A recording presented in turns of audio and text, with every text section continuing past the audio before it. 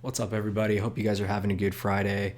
So, with all the hype that came out with the Abyss of Legends this week, seeing Seaton and Legacy and so many others, even some guys in the family of the Black Order Alliance do their initial completion, I decided it was finally time to go ahead and take a stab at my initial clear of Labyrinth of Legends.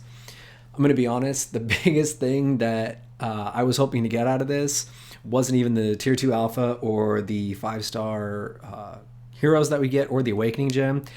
It is that 2 tech Tier 4 class catalysts that we needed.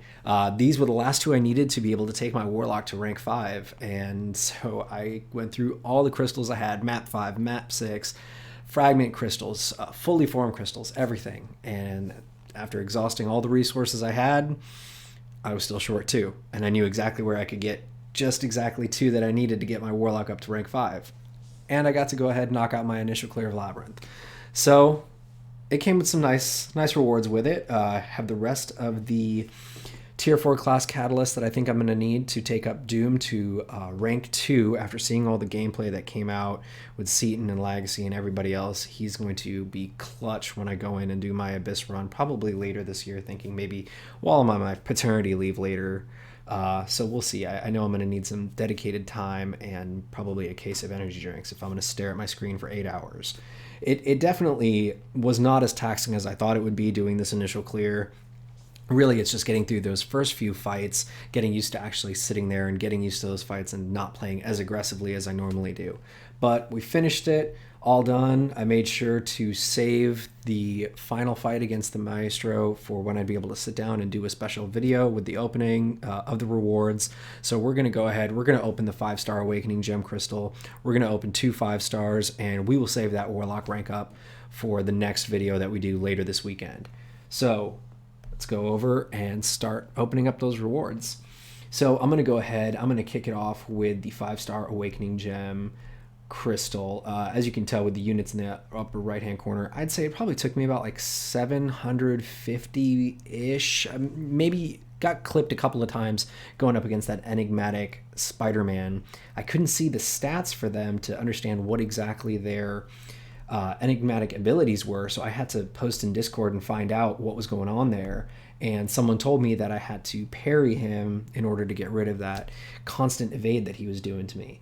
So that ate up a few more units than I'd like to admit. But first run, used the main Heimdall synergy, worked out really well. So in this crystal here, 5-star Awakening Gem, would love to get a tech to throw on this Warlock.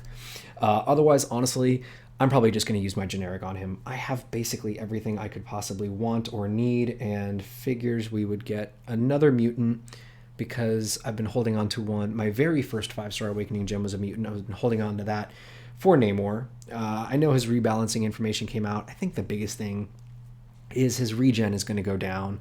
But, I mean, that's not really why I enjoy playing Namor. It's that massive throwback of all the damage when I'm running suicides. So be it. It happens. I wasn't really banking on getting the tech. I've been chasing everything tech related, and that's what led to this initial Labyrinth run. So we can do... I think we're going to do 2 5-stars. I don't think I'm going to do a featured. I'm planning to just go all... I'm not doing any Nova Cavs. I'm just going to go all out for the Doom Cavalier crystals when those drop in a couple weeks. I want to say they said... I think Ant-May listed mid-February for when his Cavaliers should come back, and then he'll be the sub-featured at the Mr. Fantastic crystals here pretty soon. So let's go ahead. Let's do a little test the RNG like I like to do every so often. See what we get here. That does not bode well for me whatsoever. Cable is not the kind of RNG that we want to go for in a video like this. So we're still going to do it. We're still going to go for the 2. That's not really going to stop me. So let's load these. We're doing both. So load these 2 up and pet method these. That's twice. And throw it on the reel. Okay. Fingers crossed for basically anything that's up there. Big reason we're taking Warlock to rank 5 is to help clear the rest of Variant 3 for 100%. That's probably where I'm going to use the rest of those units. But Tapping here, hoping that we get a Sparky. Would not complain with that kind of pull. Okay, no, okay. We did test the RNG and we were prepared for absolute trash pulls. It is a first time dupe, but still, that's really sad. That's not what you want to see. I can feel the pain Seaton had when he was opening his 6 stars after finishing the Abyss. So, last crystal here. Let's see what we get. Really just hoping for anything that makes me feel like that run was worth it, other than, you know, all those tier 2 alphas and all the tier 4 class catalysts. Just anything that's not a complete meme tier champion would be great.